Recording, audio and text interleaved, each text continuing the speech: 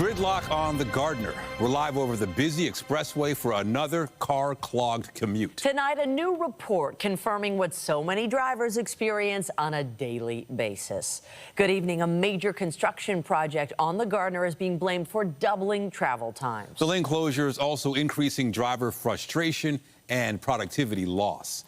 CTV's Beth McDonnell joins us live with the results of a new traffic study. Beth.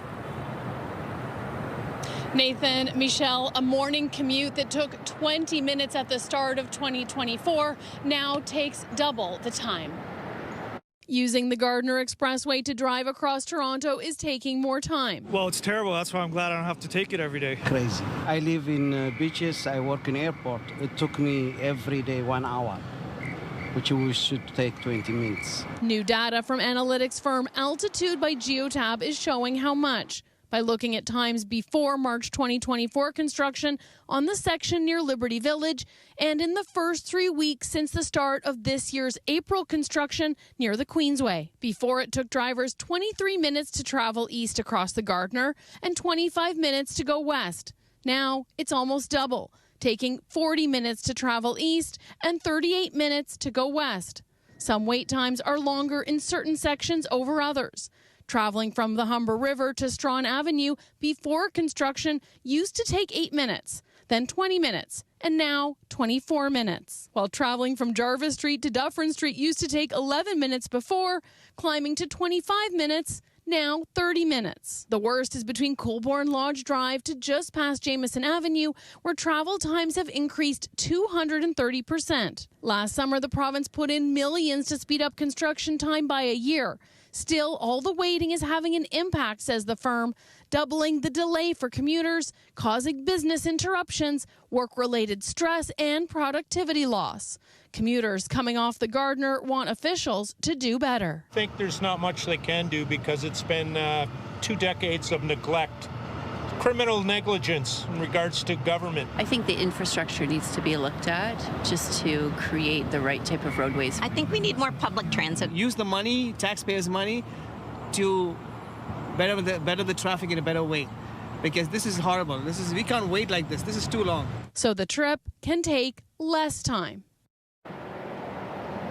Some possible good news for commuters. Back in March of last year, when this firm looked at travel times around that first construction area, they analyzed the first 3 weeks of that construction, and that was when times were higher. They found after the first 3 weeks, it dropped by about 5 minutes. So this data is showing the first 3 weeks of this new April construction, so we'll have to see if there's improvement. Reporting live, I'm Beth McDonnell. Michelle, back to you. Thank you, Beth.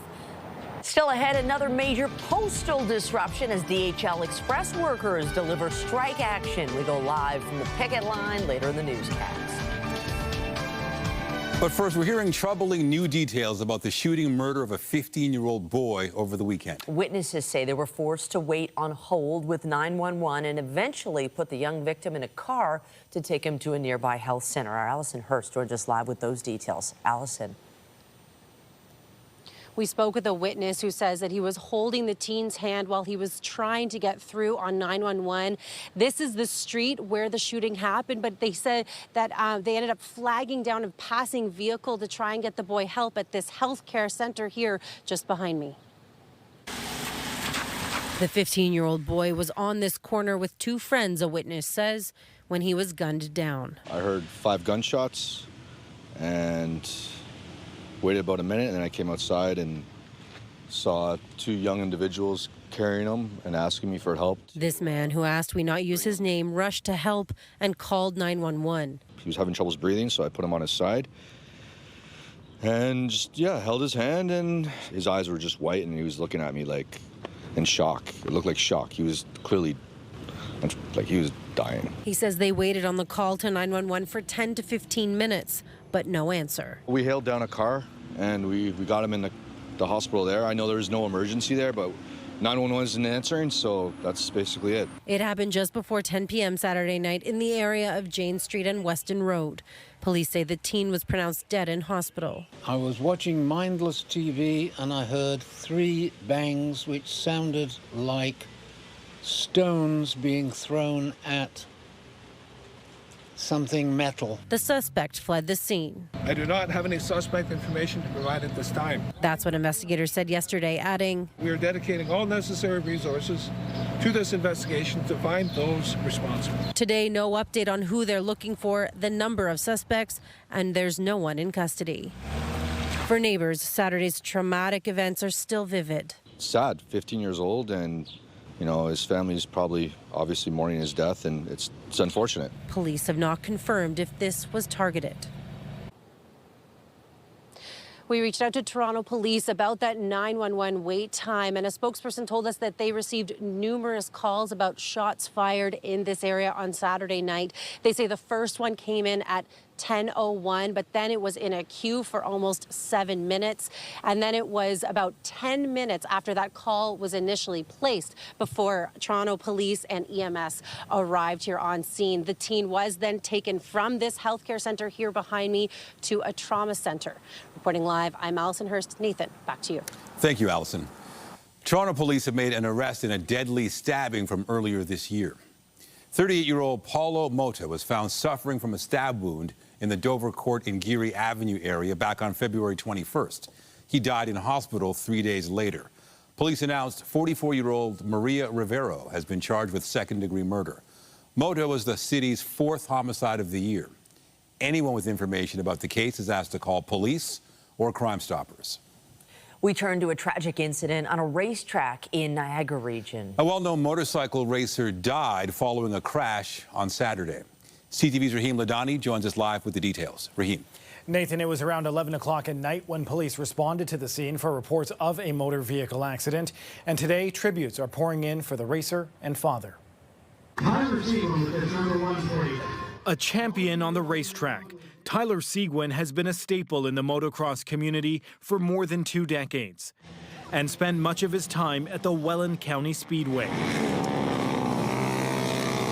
This past Saturday, Seguin was taking part in a flat track race when he was involved in a fatal accident.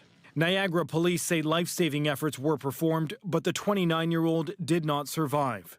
In a statement, the motorcycle club says, Tyler has been part of the Welland County Speedway family since he first took to the dirt at just 4 years old.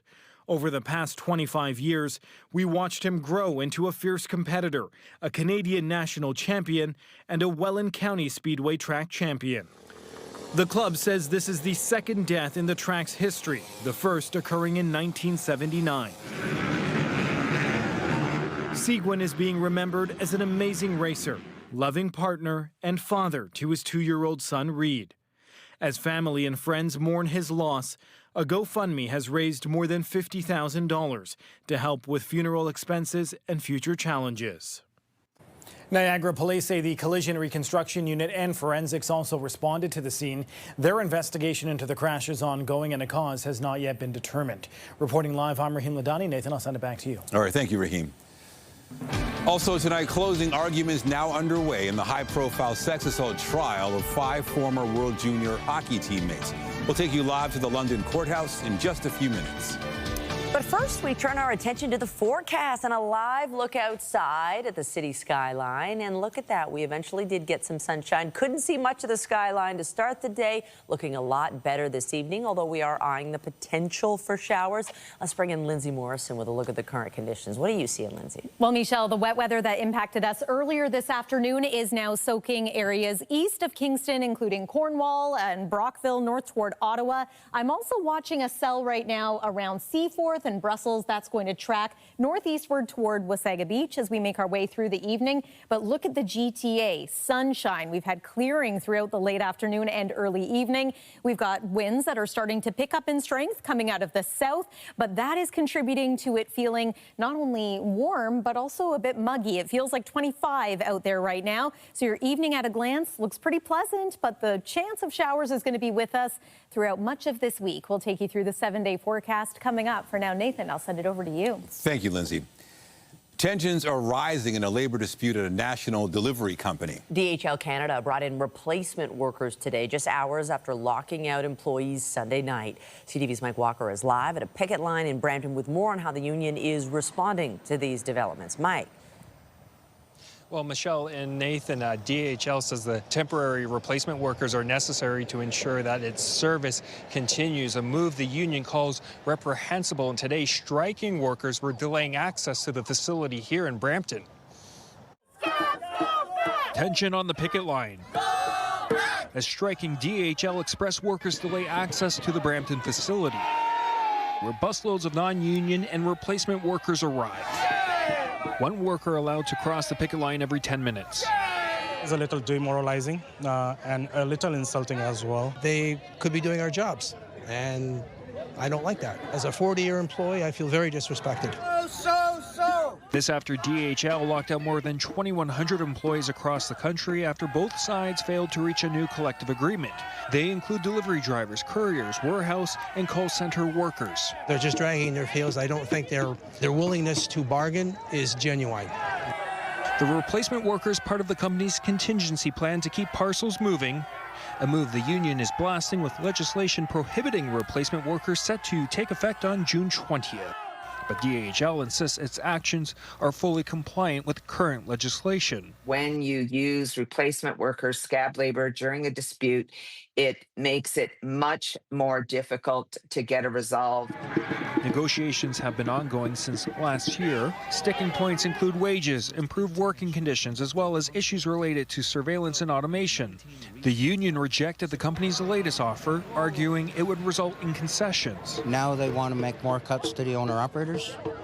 We have hourlies that deserve raises that come in here. They work very hard for this company. DHL says its offer included a 15% wage increase over 5 years, a spokesperson stating the company has been committed to finalizing an agreement that is not only fair to hourly employees and owner-operators, but also realistically reflects the current economic landscape.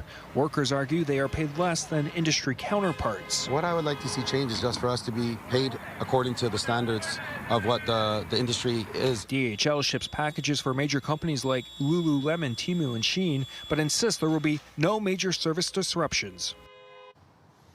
The union tells us they are seeking a 3-year deal. At this point, there is no date set to return back to the bargaining table. Reporting live in Brampton, I'm Mike Walker. Michelle, back to you. Thank you, Mike. York Regional Police say they've laid several sexual assault charges related against a youth sports coach in Markham. 58-year-old Garth Morris is charged with invitation to sexual touching, sexual interference, sexual assault, and sexual exploitation. Police say the alleged sexual assaults occurred between 2015 and 2024 and began when the victim was under 16 years old. Morris worked as a coach for various youth basketball, tennis, and volleyball teams in Markham. Investigators believe there may be additional victims. In London, closing arguments began today in the sexual assault trial of 5 former members of Canada's 2018 World Junior Hockey team. Defense lawyers are up first, followed by the Crown later this week. The judge will then set a date to deliver her ruling. And CTV's Heather Wright is in London and joins us now live. Heather, what was the general theme from lawyers in the courtroom today? Well, Nathan, they're really trying to poke holes in the testimony given by the complainant in this case, and rather framing it as not only was she a consenting participant, but that she was a willing and active participant as well. We heard from 2 of the defense attorneys in the first day of closing arguments in this case. We're going to hear from all 5 until before the Crown presents their closing arguments. And essentially the theme that emerged was that this was not only consensual, but that she was active and willing. And also we heard from one of the lawyers that accused her of changing her story from being too drunk to consent to being too terrified to consent. And so really we're starting to see a pattern emerge from some of the lawyers we're hearing from that are really trying to poke holes in the testimony that EM, the complainant, gave earlier in this trial, and the cross-examination that she went through with the 5 defense attorneys afterward. And so of course we're hearing from the defense attorneys now. Obviously the Crown is going to paint a very different picture, but expect that these closing submissions are going to last several days until the Crown gets their opportunity, and then this goes to the judge. All right, CTV's Heather Wright in London. Thank you. Thanks. Manitoba is asking tourists not to visit as wildfires continue to burn in the province. The government anticipates there may be a need for more hotel rooms as the wildfire season continues. For that reason, we are urging Manitobans and Canadians to reconsider non-essential travel and event plans within Manitoba. There are currently about 21,000 wildfire evacuees in the province. That is one of the largest evacuations in Manitoba's history. And it is expected more people will have to flee as wildfire season continues. Thousands also remain out of their homes in Saskatchewan. As of today, 10,262 persons are being supported by the Canadian Red Cross on evacuation status, 860 by the Public Safety Agency, plus numerous individuals who self-evacuated that are staying with families and friends and may be receiving intermittent supports from either agency. 33 communities are on some form of evacuation status in Saskatchewan. There are 25 active fires right now, but rain has helped crews contain the wildfires while allowing some residents to return home. More than 200 wildfires are burning in Canada. Nearly half are considered out of control. British Columbia has the most with 72 fires. There are also 59 wildfires in Alberta. A major announcement on defense spending and a huge boost to Canada's military. Prime Minister Mark Carney saying Canada will hit a target of 2% of GDP this fiscal year. You know, Canada's been under pressure for years now to increase its NATO spending, and there's even a push to raise the benchmark. CTV's senior political correspondent Mike Lecouteur reports. As the Prime Minister warned of a new imperialism threatening the world, Mark Carney says more military spending is needed to help protect Canada from multiplying threats. Canada will achieve NATO's 2% of GDP target this year. An ambitious announcement, considering during the election campaign, the Liberals promised to hit that mark in 5 years. The nature of our alliance is changing, the expectations within those alliances, but also our expectation for what we need to do to protect Canada have shifted. The expectation from the NATO alliance is also shifting. Today in London, Secretary General Mark Rutte asked for a 400% increase in air and missile defense, and he set a new spending target. At the summit in The Hague, I expect allied leaders will agree to spend 5% of GDP on defense.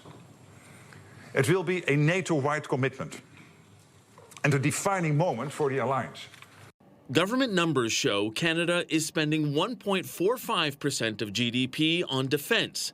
In the 2025-26 fiscal year, that figure was expected to be 1.71%. Adding $9 billion to the budget should hit the 2% target. We will support additional money for our military. That's why we're calling on the government to bring in a budget, because all of this will require a budget. While there is support for the new money, historically there has been a problem getting it out the door. Carney says a new procurement agency will help make that happen. Canada spending 2% of GDP on defense is the Canadian government issue and not just something for the Department of National Defense and the Canadian Armed Forces to look after. Now, Carney says getting to the spending target did not involve any creative accounting, even though senior government officials did say the expanded mandate of the Canadian Coast Guard will be folded into national defense. Mike Lecouteur, CTV News, Ottawa. The Pentagon is expected to deploy about 700 Marines to Los Angeles to help respond to immigration protests after tensions boiled over on the weekend. CTV's Joy Malbin reports. What began as peaceful protests in Los Angeles turned ugly this weekend as the Trump administration carried out military-style raids, rounding up undocumented immigrants. The president deployed the National Guard, an extraordinary move. California's governor said he never asked for, and is suing the administration that he says escalated tensions. Where's your decency, Mr. President? Stop.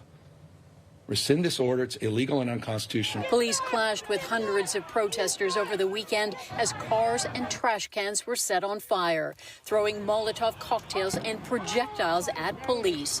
Demonstrators waving Mexican flags blocked Highway 101 in both directions for hours on Sunday. Police fired tear gas and rubber bullets to disperse the crowd. An Australian reporter caught in the crossfire. You just shut the You okay? She's okay, as the president defended sending in the National Guard. People that are causing the problem are professional agitators, they're insurrectionists, they're bad people, they should be in jail. Thank you. Trump said he'll arrest anyone obstructing the immigration raids. California's governor says, go ahead and try. Arrest me. Let's just get it over with. Tough guy. You know, I don't give a damn, but I care about my community. To come and arrest him. Should he do it? I would do it if I were Tom. I think it's great. Gavin likes the publicity, but I think it would be a great thing. As Donald Trump tests the power of his presidency, California's governor fired back, filing a legal challenge in the courts, calling the president's actions unlawful. Joy Malbon, CTV News, Washington. And back here at home, the Premier sharing his thoughts on the current state of Canada-U.S. relations. The remarks made during a fireside chat this afternoon. CTV's Queen's Park Bureau Chief Siobhan Morris has the details. Doug Ford was speaking alongside his friend and fellow Premier Tim Houston of Nova Scotia. Both leaders agree that their provinces and the country as a whole need to do more to build more faster to spur economic growth. Ford revealed that his government has done some polling, finding 73% of Ontarians support expediting mining. Now, keep in mind, we don't have all the specifics of this poll. We don't know when it was done, what the margin of error might be. And this comes as two First Nations that have signed deals with the government to improve access to the Ring of Fire are speaking out against Bill 5. That includes Arrowland First Nation Chief Sonny Gagnon, who says his community stands with First Nations trying to have Bill 5 thrown out. The Premier has made it sound in recent days like the chief is behind his plan and had some pointed words for him today. Does he want the $200 million electricity deal that we handed over to him? Does he want to get off diesel because they live on diesel? Does he want a road that they can actually leave their community and drive? Did he want a community center? Does he want a hockey arena inside that community center?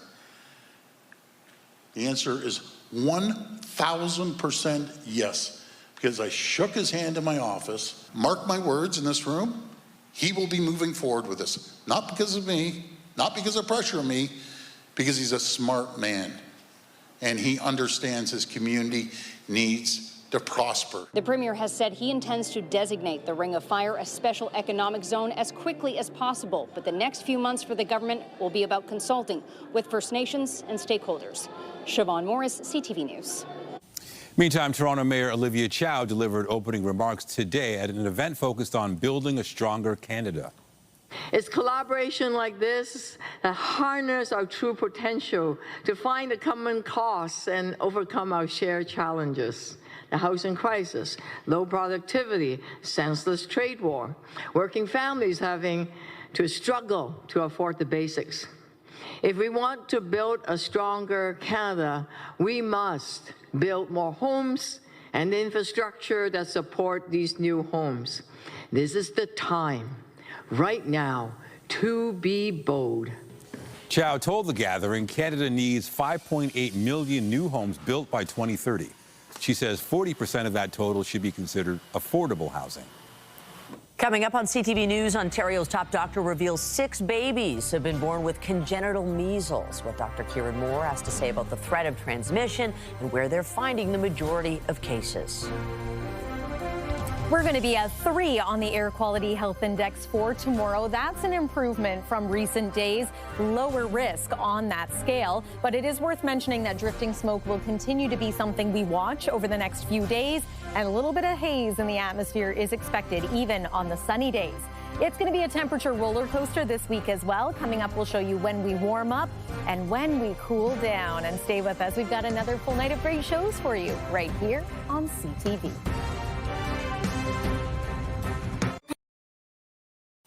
A unique event in Scarborough is offering insight into life after a traumatic brain injury. It's called Art on the Brain, a showcase of work where survivors share their stories through mixed media art. CTV's Jessica Smith reports.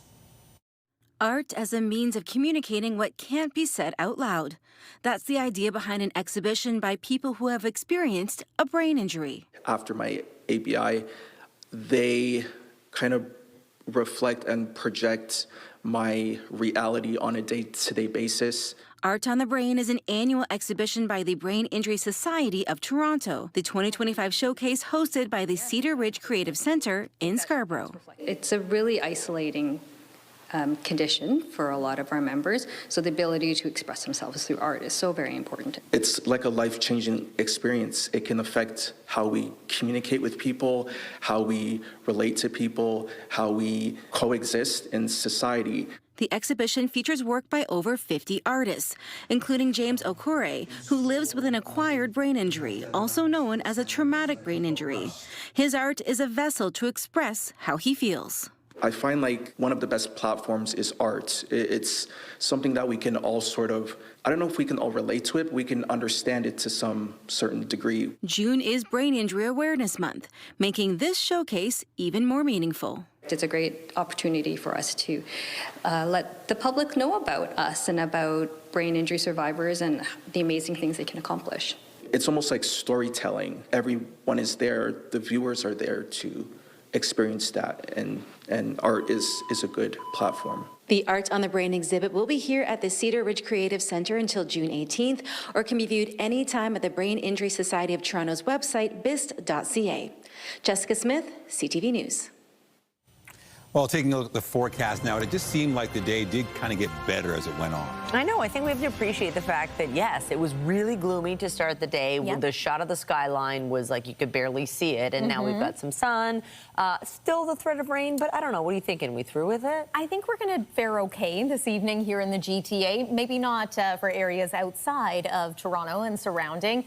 We're keeping an eye on the satellite and radar and the potential for some active weather really over the next couple of days, but no particular day looks like a washout, so that's good news. We are going to have a bit of a temperature roller coaster, however. Let me show you what it looked like a little earlier today. We mentioned the gloomy start, the little bit of a haze that was impacting parts of the GTA. Yeah, believe it or not, our city skyline is somewhere in there. It's hard to see it, but some low-level clouds, some haze from wildfire smoke, once again factoring into our weather story earlier today. Fortunately, the wet weather we had early this afternoon helped clear the sky a little bit. Let's begin with the temperature story because we are reaching our high late in the afternoon and now through the early part of the evening. We've cooled down slightly. We were at 23 degrees, overachieving today. We expected to be at about 20 for a daytime high. It is still 21 degrees right now, 24 in Windsor, 19 in Kingston. Overnight tonight, we're going to fall to about 14 for a low. That's on the mild side of seasonal with partly cloudy skies. And then tomorrow, a sunny and seasonal day, 23 degrees, feeling more like 25. Could be a little bit of a haze out there. And I am aware of the possibility of a few showers as we make our way into late afternoon tomorrow and the early part of the evening. Pop-up thunder showers, a possibility too. As you can see, just about everyone in the low 20s for a forecast daytime high. A little cooler around Huntsville at 18 degrees. So here's a current look at the satellite and radar. I've paused it here just to show you these cells that once again are bubbling up northwest of us here. They are going to track over toward Georgian Bay. We're continuing to watch some active weather moving its way in through the Ottawa Valley. That's no longer a concern for us. A little bit of shower activity returning to the Niagara area. This is all part of a low pressure system that is going to spin and again bring us the chance of some scattered wet weather into tomorrow afternoon. But first, we're going to enjoy a mostly sunny start to the day. There's about midnight, just also a heads up, some active weather east of Georgian Bay going to be a possibility. There's our sunny start. An increase in cloud cover is expected. There's late afternoon into the early evening, maybe a passing thunder shower in Toronto. And then Wednesday, this is our hot and humid day. Here's the thing, though, the heat and humidity really not going to last. Things are going to change as we make our way into the second half of the week. 26 degrees for Wednesday, feeling like 30. Then Thursday is a mostly cloudy day, chance of showers, high of about 23. The cool down begins into Friday, 20 with a mix of sun and cloud. But look at Saturday, 17 degrees with some wet weather throughout the day. At least it looks as though we're going to get into some improvements for Sunday, which is Father's Day. At this point, it looks like a high of 21 with a mix of sun and cloud. That's your look at the forecast. Nathan, over to you. All right, thanks, Lindsay. Also tonight, the biggest winners and most memorable moments from theater's biggest night. We shine a spotlight on the 2025 Tony Awards later in the newscast. Ontario health officials are sending out a warning to anyone planning to get pregnant about the importance of getting your measles vaccination. It comes amid a measles outbreak in the province. And as CTV's health reporter Pauline Chan tells us, dozens of pregnant women have contracted the disease, with 6 babies getting the virus in the womb. Ontario has had 39 people contract measles while pregnant, including 6 who were unvaccinated and passed the virus on to their unborn children. So that means their mother would have had measles near the end of their pregnancy, and subsequently the virus can spread through the bloodstream to the womb, to the baby. Chief Medical Officer of Health, Dr. Kieran Moore, says women are especially vulnerable in their 3rd trimester. In the 3rd trimester of pregnancy, the immune system is somewhat down-regulated so that we don't reject the fetus, we don't reject based on blood type differentials, and that does predispose individuals in that 3rd trimester in particular to severe outcomes from respiratory infections. Hence the reason we want moms protected against COVID, influenza, pertussis, and obviously against measles as well. Officials urge women to get vaccinated before getting pregnant, since pregnant women cannot receive the MMR vaccine because it contains a live virus. There are a number of complications that can happen in pregnancy with measles. One is the baby can be born with a low birth weight as a result of having had to fight the virus in the womb, and that's a significant complication. You can have premature delivery. As was the case with a recent baby death due to measles and other complications. Measles in pregnancy can also result in miscarriage or stillbirth. If someone is unvaccinated and is exposed to measles while pregnant, antibodies from immunoglobulin collected from blood donors can offer some protection. Dr. Moore says the vast majority of in utero transmission of measles has been in the southwestern part of Ontario. Since the start of the outbreak last October, Ontario has seen more than 2,000 confirmed and probable cases of measles. But Ontario's top doctor says vaccination rates, particularly of school-aged children, have been good for most of the province. In Toronto, the grade 11 vaccination rate, students most affected by pandemic disruptions, is 87% now, an increase of 64% since the start of the school year. When we look at exemptions in our school settings, that rate of exemption is roughly 2 to 3%. So almost 96, 97% of individuals still are getting protected, and that's why our schools are remaining so safe. And for pregnant moms who are immunized, Dr. Moore says there's no need to worry. But with summer vacations and increased travel abroad just around the corner, health officials say we must remain vigilant. Pauline Chan, CTV News. Officials at Toronto Sick Kids Hospital say teens and kids using e-scooters are at a high risk of being seriously hurt. The hospital is raising the alarm over a steep increase in injuries. The motorized scooters led to 46 visits to the hospital's emergency department last year and 22 already this year. A look at incidents over the last 4 years found 78% of patients were not wearing helmets at the time of their crash, while 25% had to be admitted to the hospital for serious injuries, including head and facial trauma. He's credited with helping change the sound of popular music in the 60s and 70s. Pioneering musician Sly Stone has died.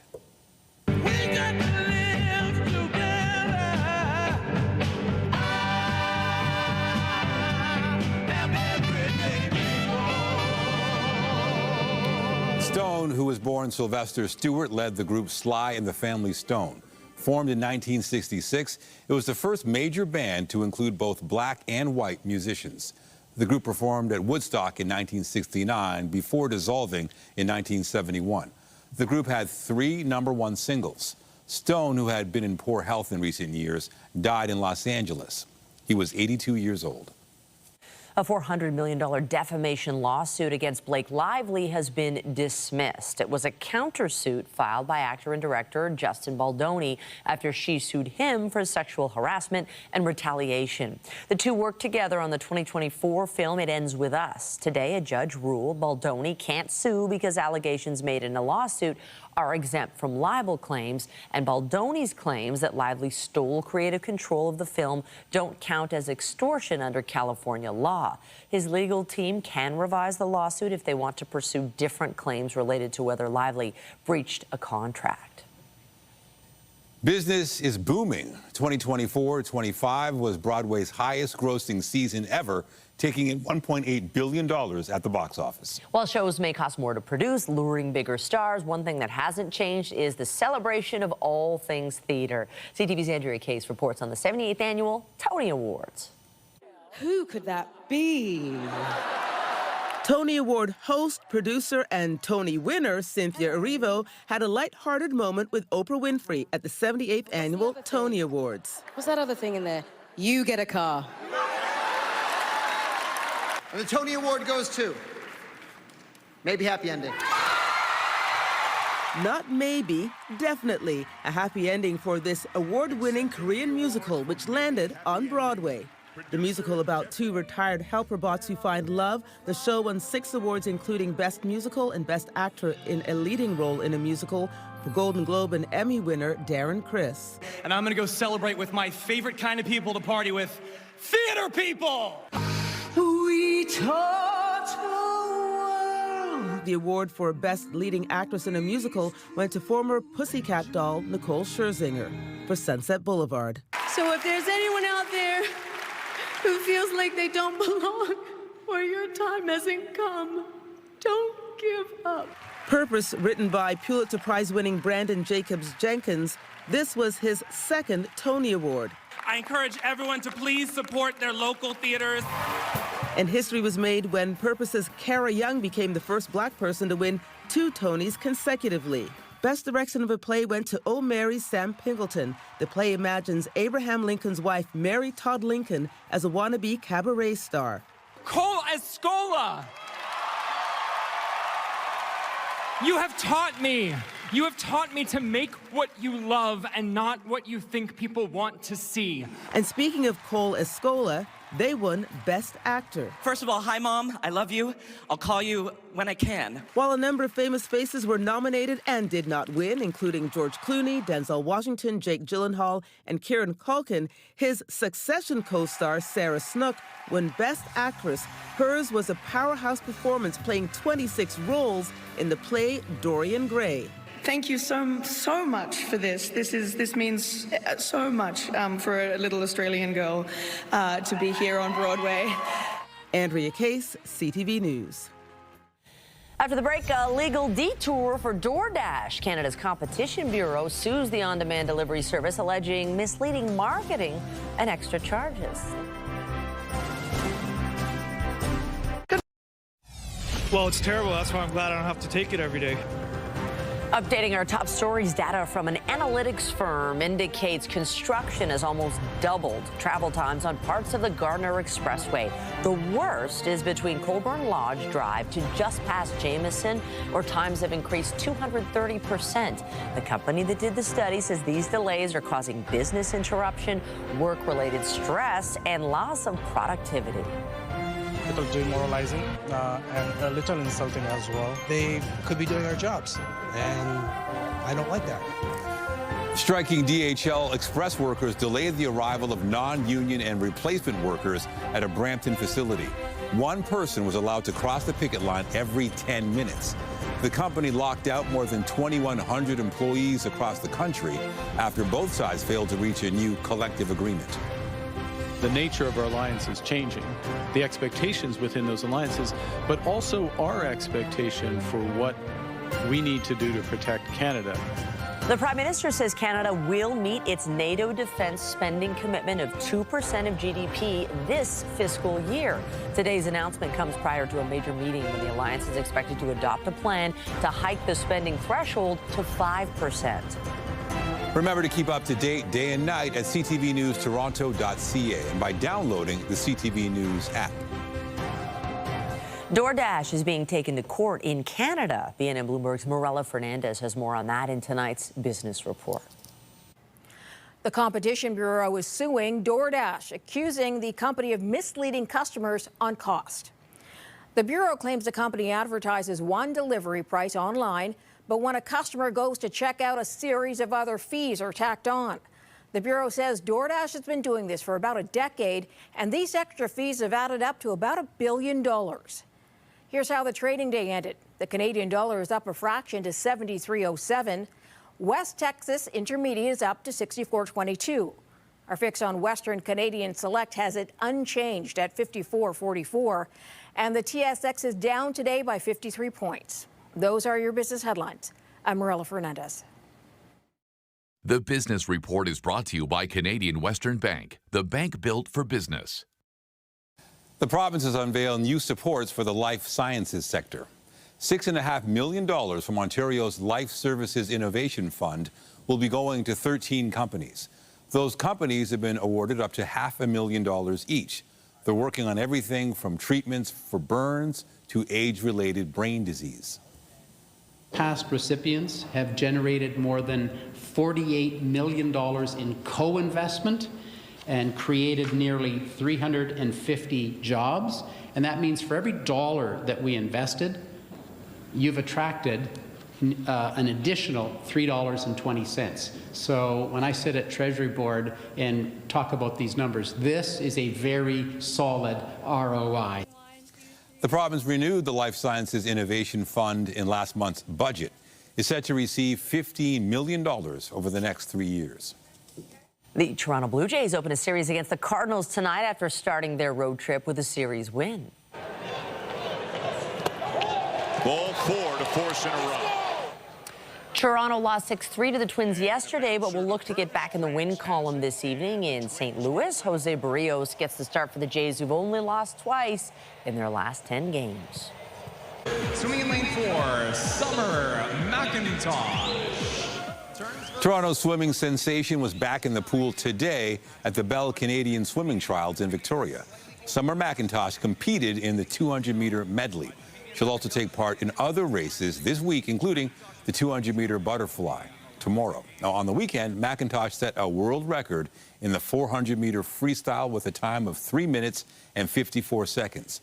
She also set a Canadian record for the 800-meter freestyle with a time of 8 minutes, 5.7 seconds. We are getting a first look at the Toronto Argonauts championship ring. The boatmen won a record 19th Grey Cup last year, defeating the Winnipeg Blue Bombers in the 111th edition. Players, coaches, and staff were presented with the custom-made rings during a private ceremony yesterday. And get this, replicas of the championship ring will be given to the first 10,000 fans at BMO Field for the Argos' home opener on Saturday against the Calgary Stampeders at 4 o'clock. Just ahead, taking outdoor activities for the kids to new heights. We check out the aviation-themed playground at Downsview Airport, designed for some plain old fun. Tonight, the intensifying political standoff. Donald Trump calls for the arrest of California's governor. The escalation and extreme new measures the U.S. president is taking in the face of immigration riots and the backlash. Later on CTV National News. You could say summer fun is taking flight in North York. As CTV's Scott Lightfoot reports, a new playscape is now boarding near Downsview Park. If you've ever wanted to play on the site of a former airport, the plaza at YZD might be for you. Featuring a decommissioned airplane, originally built on the site and now functioning as a play area for kids, the new public space also includes 5 airplane fuselage carts turned into giant planters, repurposed lights from the former airport's taxiway, and an old sink from the Bombardier facility, now functioning as a water installation. And we've reimagined them as objects of play and objects that can be taken over through city nature in order to create a space for the community to gather, for farmers markets to happen, for our winter skating rink to happen, and to give people this interactive moment with the history of this site. It's all part of the 30-year transformation of the 370 acres that were once Downsview Airport. A mix of residential, commercial, and cultural spaces are planned, but until they're built, there are also a number of temporary installations like the plaza and the nearby 50,000-seat Rogers Stadium, set to open later this month. Some of these spaces will be here for a number of years, in some cases a number of decades. And so it's a really kind of, I think, innovative way of redeveloping space where we're thinking about what are we going to do long term, But for the places that sit empty, what can we do with them until such time that they're going to be redeveloped to make them meaningful for the community? The plaza is meant to offer a place for people to gather, but also a spot for the developers behind the site to learn about how people use public space as they prepare for the long-term future of the former Downsview lands. Scott Lightfoot, CTV News. Love it. The land's reimagined. And you know what? It's shaping up to be a pretty nice evening to be outdoors. Yeah, if you want to head to a park this evening, I think we're going to do okay when it comes to any active weather. We are tracking a couple of cells. I'll show you the satellite and radar here so you can see Listowel over toward Hanover, well outside of the GTA. This is where we have a little cluster of thunderstorms, and it's going to make for a bit of an active night tonight around Georgian Bay and eventually in through Muskoka. For us tomorrow, here's your day at a glance. 23, the forecast high. It is going to feel more like 25 once you take some humidity into consideration, but a mix of sun and cloud, maybe a little bit of haze. We're warming up for Wednesday. We are cooling down for Saturday. So far, Father's Day on Sunday looks not bad. Michelle and Nathan. Thanks, Lindsay. That's it for us, but be sure to join Omar Sachedina tonight at 11 for CTV National News, followed by Zarada Almond with our next local newscast at 11:30. In the meantime, our coverage continues anytime on CP24 and at ctvnewstoronto.ca. For Lindsay Morrison and the whole team here at CTV News, thanks for watching and have a great night.